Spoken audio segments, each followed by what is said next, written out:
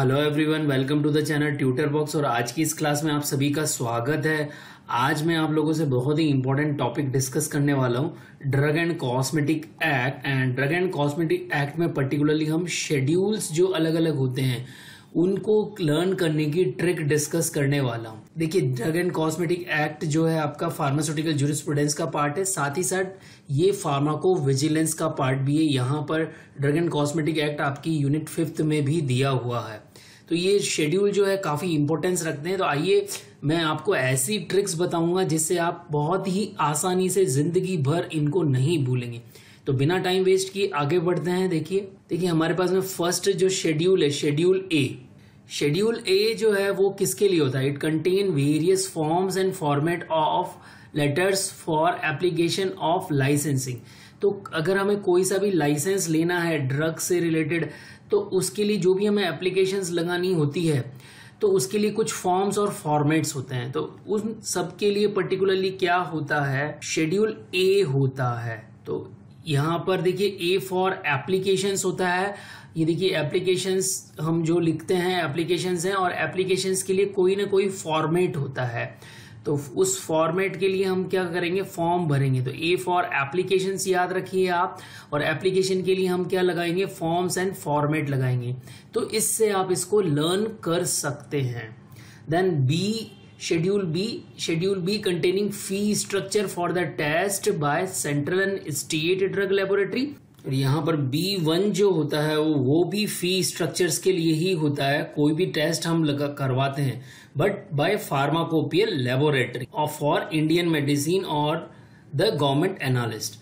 तो यहाँ पर देखिए जो फी स्ट्रक्चर है, बी जो है उसमें सेंट्रल और स्टेट ड्रग लेबोरेटरी, और B1 जो है उसमें फार्माकोपियल लेबोरेटरी है, दोनों ही फी स्ट्रक्चर के लिए। तो आइए देखते हैं इसको याद कैसे करेंगे। सबसे देखिए ये हमारा पंच लाइन है, क्या है? बीबी पैसा मांगती है। क्लियर? तो आप ऐसे ध्यान रखिए, जो एक आदमी था उसकी शादी हुई, तो शादी होने के बाद उसकी बीवी क्या करती थी? पैसा मांगती थी। फिर उसने क्या किया? उस बीवी को तलाक दे दिया और उसने बीवी नंबर 1 से शादी कर ली। उसने क्या कर लिया? बीवी नंबर 1 से शादी कर ली।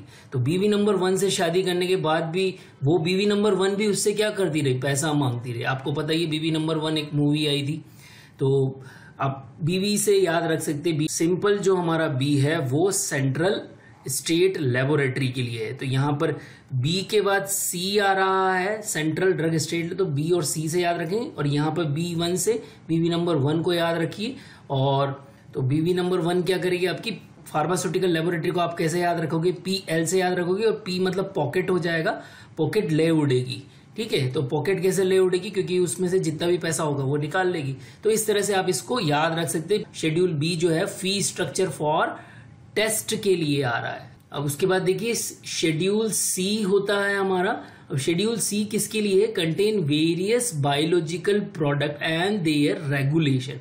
जो अलग अलग बायोलॉजिकल प्रोडक्ट होते हैं, जैसे कि सेरा हो गया, वैक्सीन हो गया, toxin, antigen, antitoxin, insulin, pituitary gland के जो प्रोडक्ट्स होते हैं, पिट्यूटरी। ठीक है, बट इसमें एक चीज आप याद रखिए, ये सारे के सारे सब्सटेंस जो हैं वो हम कैसे देंगे? पेरेंटल रूट के थ्रू देंगे। ये सबसे इंपॉर्टेंट बात है।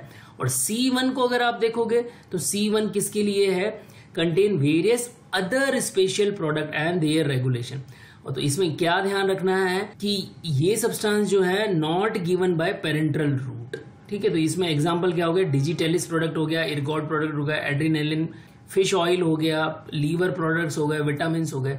ठीक है, तो यहाँ इसको याद कैसे रखेंगे? देखिए हमारे पास में हम जानते हैं सेंट्रल ब्यूरो ऑफ इन्वेस्टिगेशन मतलब CBI की जो टीम होती है, CBI को आप जानते ही हैं। ठीक है, तो CBI को कैसे लर्न करेंगे? C फॉर शेड्यूल सी, और BI मतलब बायोलॉजिकल प्रोडक्ट। तो बायोलॉजिकल प्रोडक्ट से आप इसको याद रख लेंगे CBI से आपको BI का मतलब बायोलॉजिकल प्रोडक्ट हो गया। ठीक है, उससे आप लोगों को लर्न हो ही जाएगा। और CBI क्या करती है? अगर कोई कुछ नहीं बताता तो वो क्या करती है? 3rd डिग्री का इस्तेमाल करती है और इंजेक्शन लगाती है। तो इससे आपको याद रह जाएगा कि इसमें क्या लगाने हैं? इंजेक्शन, मतलब इंजेक्शन वाले रूट से जो CBI क्या करेगी? जो भी क्रिमिनल होगा उसको अगर वो कुछ नहीं बताएगा तो हम कहते हैं, जनरली आपने मूवी में देखा होगा, 3rd डिग्री का इस्तेमाल कर रहे हैं। तो 3rd डिग्री मतलब एक तरह से आप ऐसा मान लो कि ये इंजेक्शन लगा रहा है, और इंजेक्शन में क्या हो गया? वैक्सीन आ गए हमारे, और पेरेंटल रूट से। तो ये चीज आपको लर्न हो गई। देन C1 में क्या हो जाएगा, डिजिटलिस परप्यूरा के जो प्रोडक्ट हो गए, तो डिजिटलिस इर्गॉट इस तरह के प्रोडक्ट हो गए। ठीक है, तो इस तरह से आप इसको लर्न रखना है। कभी कभी आपसे ऐसे भी क्वेश्चन पूछ दिया जाता है एग्जामिनेशन में कि इंसुलिन जो है वो कौन से शेड्यूल में आएगा, तो आप लोगों को याद रखना है कि ये शेड्यूल सी में आ रहा है। तो यहाँ पर देखिए ये राजस्थान DI एग्जाम जो 2012 में हुआ था वहां पर भी ये पूछा गया था ये क्वेश्चन। तो ये सारे ही शेड्यूल पे कोई ना कोई एंट्रेंस और कॉम्पिटिटिव एग्जाम हुए हैं, वहां पर क्वेश्चन पूछे गए हैं, तो वो भी मैंने आपको मेंशन किया हुआ है। Look at on the schedule D. अब शेड्यूल डी को देखिए, शेड्यूल डी क्या है बेसिकली, शेड्यूल डी है हमारा list of drug exempted from provision of import of drug, मतलब वो ड्रग जिनको इंपोर्ट करने के लिए, बाहर किसी देश से मंगवाने के लिए कोई रूल की जरूरत नहीं है, मतलब वो ड्रग क्या है, एग्जम्प्टेड है। ठीक है, उनके लिए कोई भी जो है इंपोर्ट का कोई भी प्रोविजन उन पर लागू नहीं होगा और उनको हम मंगवा सकते हैं। तो अब इसको याद रखिए, कैसे याद रखेंगे, डी फॉर, अब यहां पर देखिए ये क्या होना है, दाऊद इब्राहिम, आप सभी को पता है। और आप एक मूवी भी आई थी डी कंपनी। अब ये देखिए डी कंपनी वाले लोग जो होते हैं, चाहे इन पे कितना ही रूल लगा दो, ये बिना किसी को कुछ बताया एक देश से दूसरे देश फिर भी चले ही जाते हैं, इनको कोई रोक नहीं पाता है। इसका मतलब अगर डी कंपनी के लोगों को कोई रोक नहीं पाएगा। ठीक है, ये हमने केवल याद करने के लिए कह रहे हैं। ठीक है, इसको आप अदरवाइज नहीं लीजिएगा। तो यहाँ पर देखिए डी कंपनी वालों को, शेड्यूल डी वालों को कोई रोक नहीं पाएगा, मतलब हमारे देश में या कि में इंपोर्ट करने से कोई रोक नहीं पाएगा। देन देखिए E1 है, यहाँ पर E जो है ओमिटेड कर दिया है गवर्नमेंट ने एंड E1 दिया है उसकी जगह। तो E1 क्या है, contain various poison and their regulation under Ayurveda, Unani और सिद्धा।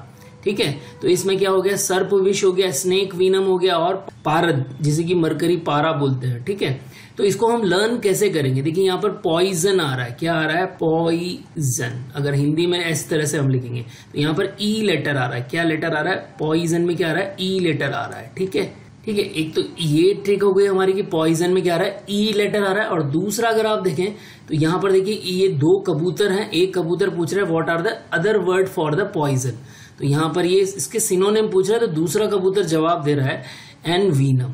क्या जवाब दे रहा है, एन वीनम। तो पहला हमारा क्या हो गया, एन वीनम हो गया। तो ये किससे स्टार्ट हो रहा है, ई से स्टार्ट हो रहा है। तो इससे, इस लेटर से भी आप इसको याद रख सकते हैं कि जो E1 जो शेड्यूल है उसके अंदर क्या आ रहा है, पॉइजन की बात आ रही है। और जो है ये किसके पॉइजन से रिलेटेड है, आयुर्वेदा, यूनानी और सिद्धा के पॉइजन से रिलेटेड है। ठीक है, तो यहाँ पर देख लीजिए ये स्नैक वीनम हो गया। ठीक है, इस तरह के प्रोडक्ट्स भी मार्केट में आते हैं, तो इनसे क्या क्या पॉइजन्स हो सकते हैं वो सब कुछ E1 के अंदर आएगा। नाउ शेड्यूल जी जो है ये यहाँ पर देखिए, इसको तमिलनाडु DI एग्जाम 2009 में पूछा गया था। अब यहाँ पर देखिए क्या है, इसके अंदर होता क्या है, the drug label must display the text caution it is dangerous to take this preparation except under medical supervision prominently। मतलब कि यहाँ पर ड्रग का जो लेबल होगा उसमें क्या लिखा होगा कि ये जो ड्रग है ये मेडिकल सुपरविजन के बिना अगर ली तो बहुत ज्यादा डेंजरस होगा। मतलब वो सारी जो ड्रग जो शेड्यूल जी में आ रही है उनको बिना मेडिकल सुपरविजन के नहीं लेना चाहिए। तो इसमें कौन सी, मोस्ट तो हार्मोनल प्रिपरेशन आ जाती है। फिर भी हम एग्जाम्पल देखें तो टेस्टोलैक्टोन हो गया, हाइड्रोक्सी यूरिया, कार्ब्यूटामाइड, प्राइमिडोन।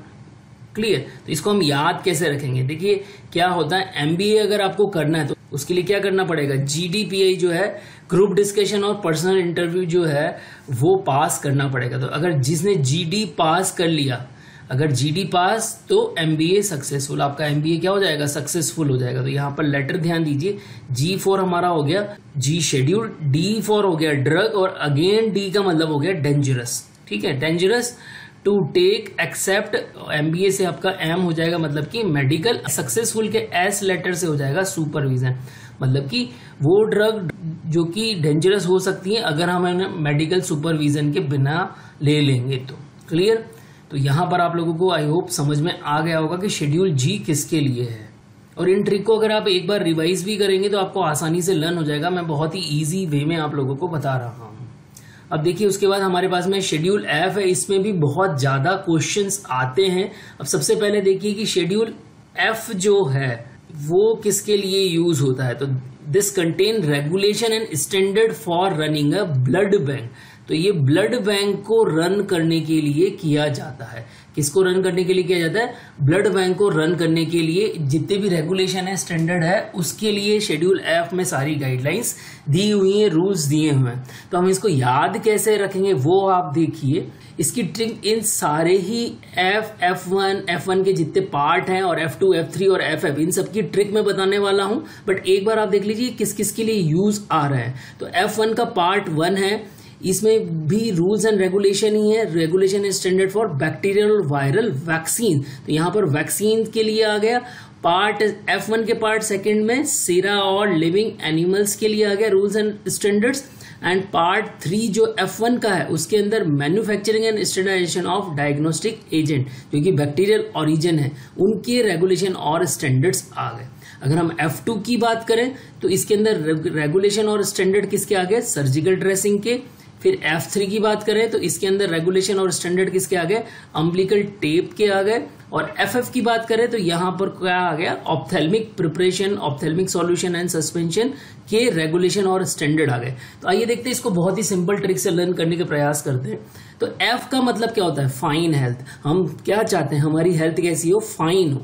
हमारी हेल्थ कैसी हो? बहुत ही अच्छी हो। अच्छी होगी तो क्या कहलाएंगे हम? फाइन हेल्थ वाले पर्सन कहलाएंगे। अगर आपकी हेल्थ फाइन है, इसका हेल्थ फाइन कब होगी? जब हमारी बॉडी में ब्लड होगा। जब हमारी बॉडी में क्या होगा? ब्लड होगा। अगर हमारे पास में ब्लड नहीं है तो हमें कहाँ जाना पड़ेगा? ब्लड बैंक में जाना पड़ेगा। कहाँ जाना पड़ेगा? ब्लड बैंक में जाना पड़ेगा और ब्लड लेना पड़ेगा। मतलब कि F का जो रूल है, शेड्यूल F जो है वो किसके लिए है? ब्लड बैंक की स्टैंडर्ड और रेगुलेशन के लिए। तो यहाँ आपको ये चीज समझ में आ गई कि हमारी हेल्थ फाइन होगी और फाइन हेल्थ हमेशा ब्लड से रिलेटेड होती है। अब आइए देखते हैं हम F1 के पार्ट 1, पार्ट 2 और पार्ट 3 को एक साथ लर्न करने की कोशिश करते हैं। इसके लिए आपको एक ट्रिक दे रहा हूं मैं, वो याद रखना है। Viral seductive dance. क्या करना है? Viral seductive dance punch line को आपको याद करना है। ये क्यों याद रखोगे? जब सपोज करो एक लड़का है और लड़के के पास पूरा ब्लड है, उसकी हेल्थ अच्छी है, उसका ब्लड अच्छा है, उसके पास काफी मात्रा में ब्लड है, तो वो कैसा डांस करेगा? वायरल सेड्यूसिव डांस करेगा। कैसा डांस करेगा? वायरल सेड्यूसिव डांस करेगा। ठीक है, तो वो फाइन नंबर 1 हो जाएगा। क्या नंबर हो जाएगा? वो फाइन नंबर 1 हो जाएगा। तो वायरल सेड्यूसिव डांस, VSD से आप इसको 1 2 3 इधर लिख लें और VSD वायरल सेड्यूसिव डांस लिखें। वायरल का मतलब हो गया बैक्टीरियल वायरल वैक्सीन हो गया। सेड्यूसिव के S से आपका सेरा आ जाएगा और डांस से आ जाएगा डायग्नोस्टिक। तो आई होप आप लोगों को ये तीनों चीज समझ में आ जाएगी। अब इसी कहानी को आगे बढ़ाते हैं। जब ये लड़का वायरल सेड्यूसिव डांस कर रहा होगा, तो अब जब वायरल डांस कर रहा है और सेड्यूसिव डांस कर रहा है तो ये लड़का गिर जाएगा। अगर ये लड़का गिर जाएगा तो इसको चोट लग जाएगी और चोट लगेगी तो हम क्या करेंगे? इसके सर्जिकल ड्रेसिंग लगाएंगे। क्योंकि वायरल डांस कर रहा था तो क्या हो जाएगा? ये 2 बार गिर जाएगा। एक बार नहीं, 2 बार गिर जाएगा। अगर 2 बार गिरेगा तो हम F2 लगा देंगे। और F2 में हम क्या कर रहे हैं? 2 बार गिर गया तो हमें ड्रेसिंग लगानी पड़ेगी। तो F2 किसके लिए हो गया? सर्जिकल ड्रेसिंग के लिए। जब ये लड़का 2 बार गिर गया, जब हम इसके ड्रेसिंग लगा रहे तो ये बंध नहीं रही है अच्छी तरह से, तो इसको बांधने के लिए हम क्या करेंगे? टेप लगाएंगे। क्या लगाएंगे? टेप। अब टेप में कौन सी है? Umbilical tape. ये अम्बिलिकल टेप जो है अलग तरह की टेप है, प्लेसेंटा से रिलेटेड होती है, तो कॉटन की आती है। ठीक है, तो इसको आप याद रखिए कि हम क्या लगाएंगे? हमको 3 बार क्या लगानी पड़ेगी? टेप लगानी पड़ेगी। हमको 3 बार टेप लगानी पड़ेगी। ठीक है, यहाँ मैंने हाथ का दृश्य दिया आपको, बट ये लड़का जब नीचे गिर गया तो नीचे क्यों गिरा? क्योंकि इसको सही नहीं दिख रहा था। सेड्यूसिव डांस कर रहा था तो इसको सही नहीं दिख रहा था। तो ये सब कुछ कहाँ लगाया जाएगा? सर्जिकल ड्रेसिंग, अम्बिलिकल टेप, ये सब आंखों पे लगाया जाएगा। अब जब ये आंखों पे लगाया जाएगा तो ये इसकी आंखें क्या हो जाएगी? सही हो जाएगी। तो सही हो जाएगी तो ये वापस से दोबारा क्या हो जाएगा? फाइन एंड फैबुलस हो जाएगा। क्या हो जाएगा? Fine and fabulous. अब इसको फाइन और फैबुलस हो गया तो इसको क्या दिखने लगेगा? सब कुछ दिखने लगेगा। अब जब इसको दिख सब कुछ रहा है, इसका मतलब इसकी आंखें सही है। मतलब FF जो है वो ऑप्थेल्मिक प्रिपरेशन के लिए यूज आ रहा है। इसके लिए यूज आ रहा है ऑप्थेल्मिक प्रिपरेशन के लिए। तो आई होप आप लोगों को यहाँ पर जो शेड्यूल F के अलग अलग पार्ट है वो सारे पार्ट एकदम आसानी से लर्न हो जाएंगे।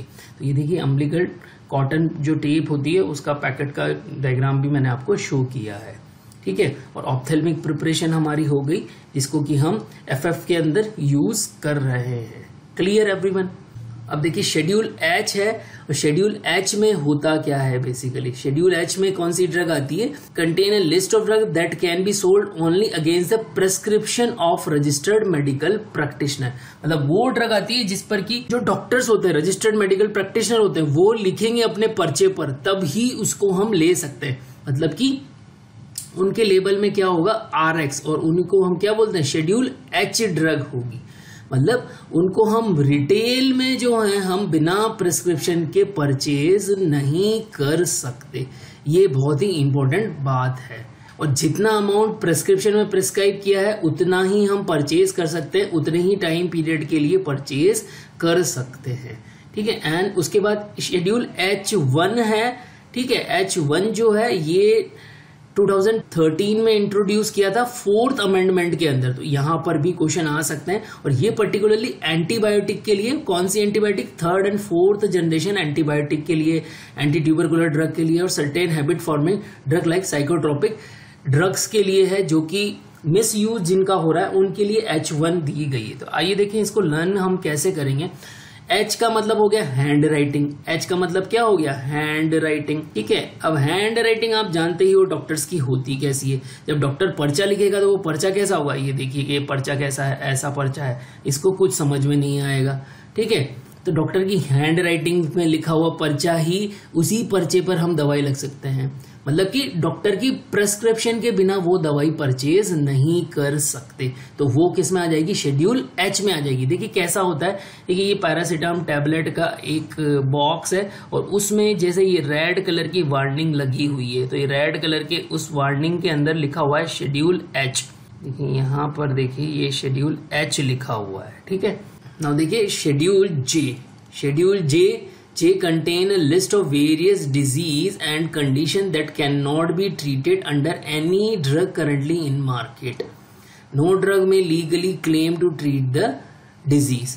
तो यहाँ पर देखिए ये शेड्यूल J ऐसी बीमारियों के लिए है जिनको कि ड्रग से 100% हम ट्रीट नहीं कर सकते, तो उनकी सबकी डिजीज की लिस्ट दी हुई है। तो शेड्यूल जे बेसिकली आप देखते हो हिंदुस्तान में क्या होता है, काफी जादू टोना चलता है। जैसे कोई तावीज पहनाता है, कोई दवा देता है, तो बहुत सारे झोले छाप बाबा में हमको मिलते हैं, वो हमको क्लेम करते हैं कि हम सब कुछ ठीक कर देंगे। ठीक है। और साथ ही साथ बहुत सारी ड्रग के एडवर्टीजमेंट भी आते हैं कि इस ड्रग से सब कुछ ठीक हो जाएगा। ठीक है। तो ये सब कुछ किस में आएगा, वेरियस डिजीज की जो लिस्ट है और उनकी जो कंडीशन है वो सब किस में आएगी, जे में। जे मतलब जादू टोना, और जादू टोना मतलब दवा से आप समझ लीजिए कि जादू टोने वाली दवा, तो उससे आप इसको समझ सकते हैं कि इसमें डिजीज के बारे में दिया गया है। देन शेड्यूल के हो गया हमारा। ओके, के अंदर क्या है, drug exempted from certain provision relating to the manufacture and sale of drug. मतलब कि वो ड्रग जिनका कि किसी भी प्रोविजन के लिए वो क्या है, एग्जम्प्टेड है। क्या है वो, एग्जम्प्टेड है। जैसे कि क्या है, जैसे कि नॉन ड्रग लाइसेंस, कुछ ड्रग होती हैं जो नॉन ड्रग लाइसेंस स्टोर पर भी मिल जाती है, मतलब उनको देने के लिए फार्मासिस्ट की जरूरत नहीं है। जैसे कि हाउस होल्ड रेमेडीज के लिए जो ड्रग दी जाती है उनको शेड्यूल के में इंक्लूड किया गया। जैसे कि पैरासीटामोल टैबलेट हो गया, एनाल्जेसिक बाम हो गई, एंटासिड प्रिपरेशन हो गई, कैल्शियम की प्रिपरेशन हो गई, विद और विदाउट विटामिन डी हो सकती, ग्राइप वाटर जो बच्चों के लिए लिया जाता है वो हो गया, कफ एंड कोल्ड की मेडिसिन हो गई, syrup, lozenges and pills, cough and cold के लिए, सोर थ्रोट के लिए। तो इस तरह की जो मेडिकेशन है जिनके लिए कि फार्मासिस्ट की जरूरत नहीं है, जो जनरल स्टोर पे भी मिल जाती है, उनको हमने किस में इंक्लूड कर लिया है, के में इंक्लूड कर लिया। के मतलब कहीं भी मिल जाए। ठीक है। के वाली ड्रग क्या होगी, कहीं भी मिल जाए। ठीक है। तो इससे के मतलब कहीं भी मिल जाए, इससे आप इसको लर्न कर सकते हो। देन शेड्यूल एल जो है वो ओमिटेड हो गया है, उसको हटा दिया गया है, उसकी जगह L1 है। और L1 किसके लिए, गुड लेबोरेटरी प्रैक्टिसेस के क्या क्या रिक्वायरमेंट होगी प्रीमाइसेस के लिए और इक्विपमेंट के लिए। तो L मतलब लैब और L मतलब लेबोरेटरी। ओके, तो L से L को आप मैच कर लें तो ये बहुत आसानी से आप लोगों को याद हो जाएगा। देन शेड्यूल एम हमारा आ गया। अब एम के बारे में भी हर बार एग्जामिनेशन में पूछा जाता है, मैंने लिखा हुआ ही है कि कहाँ कहाँ पूछा गया है, अलग से बताने की जरूरत है नहीं। ठीक है। तो एम किसके लिए है, गुड मैन्युफैक्चरिंग प्रैक्टिसेस के लिए है, and the requirement of factory premises plant equipment for manufacturing of the drug. जो एलोपैथिक मेडिसिन है, कौन सी मेडिसिन है? एलोपैथिक मेडिसिन है, ठीक है। उनके लिए मैन्युफैक्चर के लिए क्या क्या जरूरत पड़ेगी, उसके लिए शेड्यूल एम है।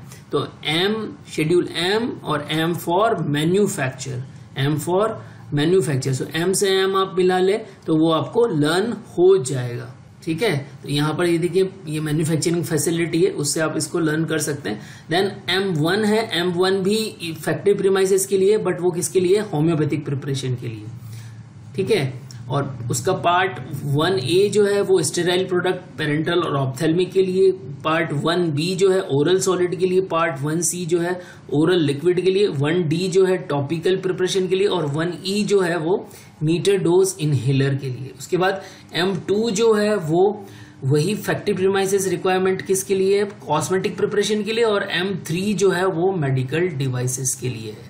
तो आप इसको M1, M2 और M3 को लर्न करने की ट्रिक मैं बता रहा हूं। देखिए हम सभी ने M फॉर क्या होता है? वैसे मैथ्स होता है। क्या होता है? M फॉर मैथ्स होता है, ठीक है। और मैथ्स में आपने LCM और HCM तो लिया ही होगा। LCM लिया है और HCF लिया है। तो अगर HCF को अगर आप HCM लिख दें, क्या लिख दें? HCF को क्या लिख दें? HCM। क्या लिखना है आपको?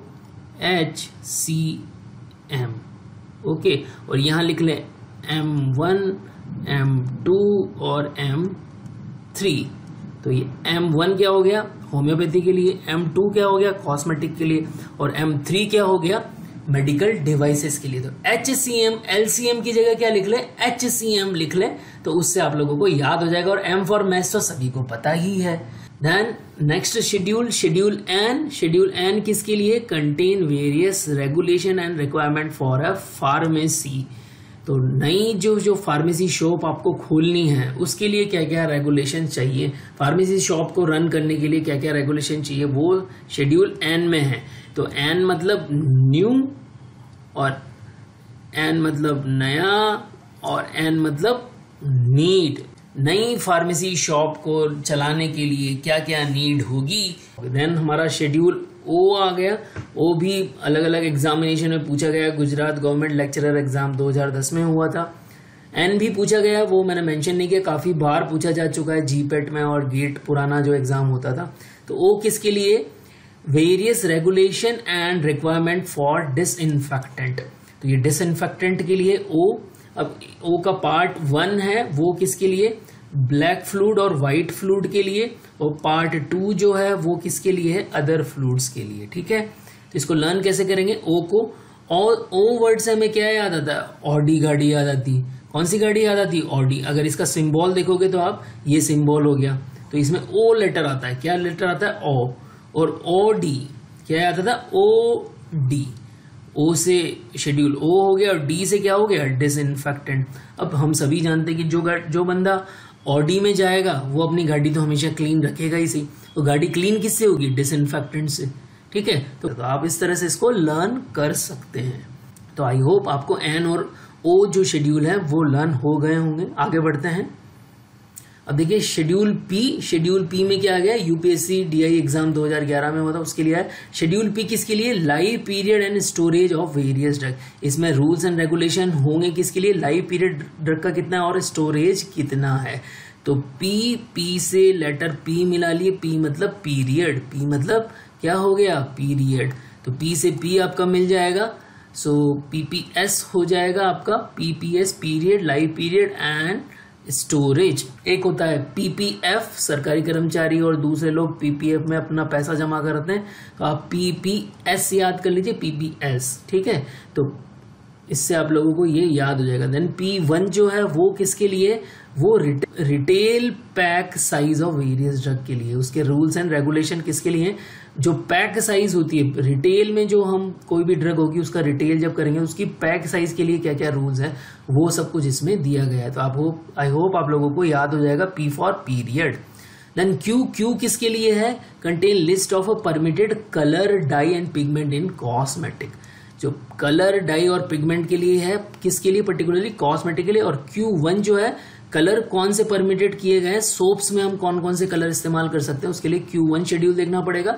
ठीक है। तो क्यू मतलब क्या होता है, हम बच्चों को ABCD लर्न कराते थे। Q for queen, Q for queen. और क्वीन जो होती है, रानी महारानी जो होती है, वो हमेशा कलरफुल होती है। ये देखिए ब्रिटेन की महारानी एलिजाबेथ। अब देखिए आप, इनका ड्रेस कोड सेम है बट इनका कलर देखिए, हर बार इनका कोई ना कोई कलर, तो इनको कलरफुल क्वीन भी हम बोल सकते हैं। क्यू मतलब क्वीन, और क्वीन तो हमेशा कलरफुल होती ही, आप सभी जानते हैं महारानियां तो हमेशा कलरफुल रहना पसंद करती है। तो कलर आ जाएगा इसमें, और कलर से आपको क्यू का जो शेड्यूल के बारे में क्या क्या दिया गया है वो आपको लर्न हो जाएगा। देन शेड्यूल आर क्या कंटेन करता है, contain various regulation and requirement for condoms and other mechanical contraceptive. तो ये कॉन्डम्स के लिए और मैकेनिकल कॉन्ट्रासेप्टिव्स के लिए। तो आर शेड्यूल है इसका, क्या है आर मतलब क्या हो गया, आर मतलब हो गया रबर। कॉन्डम किसके बने होते हैं, रबर के बने होते हैं, लेटेक्स रबर के बने हुए होते हैं। और R1 किसके लिए है, मेडिकल डिवाइसेस के लिए। तो आर किसका हो गया, रबर, और रबर किसका है, रबर लेटेक्स से क्या बना हुआ है, कॉन्डम बने हुए हैं। तो ये इससे आप लोगों को याद हो जाएगा। देन R1 ये किसके लिए है, medical devices, standard for medical devices. तो आपने एक मूवी शाहरुख खान की आई थी रावण, ठीक है, इसमें आपने देखा होगा कि शाहरुख खान ने बहुत सारे गैजेट्स का इस्तेमाल किया था, बहुत सारे गन्स वगैरह चलाई थी। तो ये डिवाइसेस बहुत यूज करी थी। अब हम उसको गन्स की जगह हम उसको क्या बोलते हैं कि रावण में शाहरुख खान ने बहुत सारी मेडिकल डिवाइसेस चलाई थी। तो रावण, आप इसको रावण, R1 से क्या याद आ जाएगा, रावण, R1 याद आ जाएगा। R1 में शाहरुख खान है, शाहरुख खान ने कौन सी डिवाइस चलाई थी, मेडिकल डिवाइस। गन की जगह आप मेडिकल डिवाइस लर्न कर लीजिए। देन शेड्यूल एस है, और एस किसके लिए आता है, list of various cosmetic and toiletries. Okay, तो कॉस्मेटिक और टॉयलेटरीज की जो इसमें लिस्ट दी गई उनके लिए है।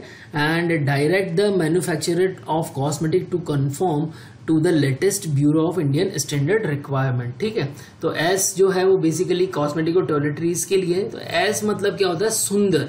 और सुंदर कौन बनाता है, कॉस्मेटिक बनाते हैं। तो ये देखिए हमारे पास में एक, आपने बहुत सारी शॉप देखी होगी, सुंदर कॉस्मेटिक। एक दिल्ली में एक शॉप है, उसका नाम है सुंदर कॉस्मेटिक। तो वहीं से हम ट्रिक लेके आए हैं, सुंदर कॉस्मेटिक। कॉस्मेटिक का काम ही है सुंदर बनाना, और हम सभी जानते हैं कि हम कितना कॉस्मेटिक इस्तेमाल कर रहे हैं। Then schedule T, schedule T को भी काफी बार DI एग्जामिनेशन में पूछा गया है, फार्मासिस्ट एग्जामिनेशन में पूछा गया है। तो शेड्यूल टी किसके लिए, ये भी मैन्युफैक्चरिंग के लिए, रिक्वायरमेंट के लिए। बट जो हमने पहले M पढ़ा था, शेड्यूल M, वो एलोपैथिक के लिए था, और ये आयुर्वेदिक, सिद्धा और यूनानी प्रोडक्ट्स के लिए है। ठीक है, बस इतना सा याद रख लीजिए। तो टी मतलब क्या होता है, आपने पढ़ा ही होगा फार्माकोग्नोसी में, ट्रेडिशनल मेडिसिन। टी मतलब क्या होता है, ट्रेडिशनल मेडिसिन। ठीक है, और ट्रेडिशनल मेडिसिन हमें किससे मिलती है, ट्री से मिलती है। हमें किससे मिलती है, ट्री से, मतलब प्लांट वगैरह से मिल जाती है। तो टी से, टी हो गया आपका ट्रेडिशनल मेडिसिन, और ट्री से कौन सी मिलती मेडिसिन, आयुर्वेदा, सिद्धा और यूनानी मेडिसिन हमें मिलती है। तो इनके मैन्युफैक्चरिंग की जो गाइडलाइन है वो टी में आएगी। इसका टी का पार्ट 1 जो है उसमें इनकी GMP के बारे में बताया हुआ है। इसके पार्ट 2A के अंदर machinery, equipment, minimum manufacturing premises, requirement of Ayurveda, सिद्धा मेडिसिन के बारे में बताया। और पार्ट B के अंदर क्या बताया हुआ है, यूनानी मेडिसिन के लिए सेम मशीनरी, इक्विपमेंट और मिनिमम मैन्युफैक्चरिंग प्रीमाइसेस के बारे में बताया है। ठीक है, तो यहाँ या पार्ट 2 का A और B कैसे लर्न करोगे, A for Ayurvedic, A for Ayurvedic, इससे आपको लर्न हो जाएगा। तो B में क्या हो गया, यूनानी आ गया। B में क्या आ जाएगा, यूनानी आ जाएगा। ठीक है, देन TA जो है वो किसके लिए, forms of record of utilization of raw material of Ayurveda, Siddha and यूनानी मेडिसिन। मतलब यहाँ पर फॉर्म्स होंगे रिकॉर्ड ऑफ यूटिलाइजेशन के लिए। तो ए के अंदर क्या आ रहा है, ए में मैंने जो शेड्यूल हमने ए पढ़ा था उसमें भी आपको मैंने बताया था कि एप्लीकेशंस लगाते हैं, उसमें फॉर्म होते हैं। यहाँ भी TA जो आ रहा है वो फॉर्म्स के रिकॉर्ड ऑफ यूटिलाइजेशन के लिए ही है। तो इस तरह से आप लोगों को ये भी लर्न हो जाएगा। अब आइए देखते हैं शेड्यूल यू। शेड्यूल यू किसके लिए, रिकॉर्ड कीपिंग के लिए, मतलब कि regulation and requirement for record keeping of drugs का रिकॉर्ड रखने के लिए शेड्यूल यू का इस्तेमाल किया जाता है। और U1 किसके लिए है, बेसिकली कॉस्मेटिक के लिए। U1 किसके लिए है, कॉस्मेटिक के लिए, कॉस्मेटिक के रिकॉर्ड कीपिंग के लिए। ठीक है, तो U मतलब यूट्यूब, U मतलब यूट्यूब, और यूट्यूब पे हम क्या करते हैं, लेक्चर रिकॉर्ड करते हैं। जैसे कि, पर ये रिकॉर्डिंग, यूट्यूब की रिकॉर्डिंग ये वाले रिकॉर्ड से अलग है। यहाँ रिकॉर्डिंग का मतलब अलग है और ये रिकॉर्ड का मतलब अलग है। ये वाला जो रिकॉर्ड है वो ये वाला रिकॉर्ड है। ये डायग्राम में जो मैंने शो किया है इस तरह से हम रिकॉर्ड करेंगे। वो मैंने आप लोगों को यूट्यूब वाला सिंबल दिखाया, वो केवल याद रखने के लिए दिखाया। U1 जो है वो कॉस्मेटिक के लिए। U1 को भी आप बहुत आसानी से याद रख सकते हो। U1 मतलब तुम नंबर 1 कब बनोगे, जब कॉस्मेटिक का इस्तेमाल करोगे। नंबर 1 कब बनोगे, नंबर 1 कब बनोगे, जबकि रिकॉर्ड को जो है कॉस्मेटिक के रिकॉर्ड को अच्छे से रखोगे, संभाल के रखोगे। देन शेड्यूल वी, ये भी यूपीएससी डीआई एग्जामिनेशन 2011 में पूछा जा चुका है। इसमें क्या है, contain standard for drug patent and proprietary medicine. अब आपने एक मैं ट्रिक बताता हूं, यहां पर देखिए ये चेहरा आप लोगों को याद आ रहा है, ये हमारे प्रधानमंत्री थे वीपी सिंह। क्या थे प्रधानमंत्री, वीपी सिंह साहब थे। ठीक है, इन्होंने ही आरक्षण को स्टार्ट करा था हिंदुस्तान में, तो ये काफी फेमस पर्सनालिटी है। ठीक है, तो VP Singh 8th prime minister थे और यूपी के 12th चीफ मिनिस्टर भी थे। ठीक है, वीआईपी वर्ड से भी आप इसको याद रख सकते हो। क्यों, क्योंकि देखिए ड्रग डिस्कवरी के अंदर जो भी पर्सन, जो लोग साइंटिस्ट हैं वो जानते हैं पेटेंट का मतलब क्या होता है। ठीक है, तो जो लोग साइंटिस्ट हैं अगर वो अपने नाम से पेटेंट करा लेते हैं तो वो क्या हो जाते हैं, वीआईपी पर्सन हो जाते हैं। वो कैसे पर्सन हो जाते हैं, वीआईपी, मतलब जिन्होंने पेटेंट करा लिया है। आप ऐसी रिसर्च, धमाकेदार रिसर्च की कि उनकी रिसर्च का क्या हो गया है, पेटेंट। सो वीपी सिंह से आप इसको याद रख सकते हैं, वीपी सिंह वीआईपी थे। ठीक है, वीपी शेड्यूल वी और पी मतलब पेटेंट। देन शेड्यूल डब्ल्यू भी यूपीएससी ड्रग एग्जामिनेशन में पूछा गया 2011 में। और शेड्यूल डब्ल्यू किसके लिए, जेनरिक ड्रग की लिस्ट के लिए है। इसमें name of the drugs which shall be market under generic names only, वो दिया गया है। तो यहाँ पर देखिए डब्ल्यू को, शेड्यूल को कैसे याद रखोगे, वाह जी वाह, एक रेस्टोरेंट है जहां पर क्या मिलता है, केवल जेनरिक ड्रग मिलती है। इस पंच लाइन से आप इसको याद रख सकते हैं। देन शेड्यूल एक्स भी काफी बार पूछा जा चुका है, जैसे कि गुजरात गवर्नमेंट असिस्टेंट प्रोफेसर 2016 के एग्जाम में पूछा गया था। अब शेड्यूल एक्स क्या हो गया, drug whose import manufacture and sale labelling packaging governed by special provision, मतलब जिसका कि इंपोर्ट जो है स्पेशल प्रोविजन के थ्रू ही हो सकता है। इसमें कैसी ड्रग्स आती हैं, लगभग हैबिट फॉर्मिंग नार्कोटिक ड्रग हो गई, साइकोट्रोपिक सब्सटेंस हो गए। ठीक है, एंड इसमें सारे वही रूल लागू होते हैं जो शेड्यूल एच में अप्लाई हुए थे। तो यहाँ पर जो भी रिटेलर होता है, फार्मासिस्ट होता है उसको रिकॉर्ड रखना होता है उस प्रिस्क्रिप्शन का फॉर 2 ईयर के लिए। जैसे कुछ ड्रग हो गई सिकोबार्बिटोल, ग्लूटामाइड। ठीक है, तो इसके अंदर रखना। शेड्यूल एक्स मतलब ऐसी ड्रग जो कि जिसके लिए सब लोग मना करते हैं, मतलब कि क्रॉस, शेड्यूल एक्स सिंबॉलिक ऐसे हाथ का क्रॉस आ गया, हाथ का क्रॉस आ गया, मतलब उसके लिए बहुत ज्यादा ध्यान रखना पड़ेगा। स्पेसिफिक ड्रग है whose import manufacture and sale labelling packaging governed by special provision. ठीक है, तो इसको आप इस तरह से लर्न कर सकते हो। लास्ट शेड्यूल आ गया हमारा शेड्यूल वाई, इसको भी पूछा जा चुका है Gujarat government lecturer exam 2010 and contain requirement and guideline for clinical trial. Generally लोगों का यही प्रश्न होता है, why clinical trial run. Generally लोगों का क्या प्रश्न होता है, वाई क्लिनिकल ट्रायल रन, आखिर इंसानों पर ट्रायल क्यों की जाती है, वाई वाई वाई। हर बार आप लोगों ने बहुत सारे अखबार में भी एडवर्टाइजमेंट देखा होगा कि हम क्लिनिकल ट्रायल इंसानों पर क्यों करते हैं, वाई। तो वाई से इसी पंच लाइन से आप इसको लर्न कर लीजिए। एक ट्रिक तो हमारी ये होगी, वाई क्लिनिकल ट्रायल रन। ठीक है, तो इससे भी लर्न हो जाएगा। और दूसरा वाई लेटर है जिससे कि बहुत सारे एनिमल जो है वो उनका नाम स्टार्ट होता है, जैसे कि ये भी हो गया, याक हो गया। ठीक है, तो काफी सारे एनिमल हैं। तो क्लिनिकल ट्रायल और प्री क्लिनिकल स्टडीज जो है हम किस पे करते हैं, एनिमल्स पर ही करते हैं। ह्यूमन किसके अंदर आता है, एनिमल्स के अंदर ही आता है। तो इस तरह से आप याद रख सकते हैं कि क्लिनिकल ट्रायल जो है उसकी सारी रिक्वायरमेंट और गाइडलाइन किस में आएगी, शेड्यूल वाई में आएगी। Clear everyone. तो आई होप यहाँ पर जो भी ट्रिक्स मैंने आप लोगों को बताई है वो आप लोगों को समझ में आई होगी। यहाँ पर कुछ क्वेश्चन मैंने इस शेड्यूल से रिलेटेड दिए हुए हैं, उन क्वेश्चंस के आंसर आप कमेंट बॉक्स में लिखें। और अगर आप लोगों को लगता है कि ये लेक्चर यूजफुल है तो इस लेक्चर को ज़्यादा से ज़्यादा बच्चों तक शेयर करें। जय भारत, जय हिंद।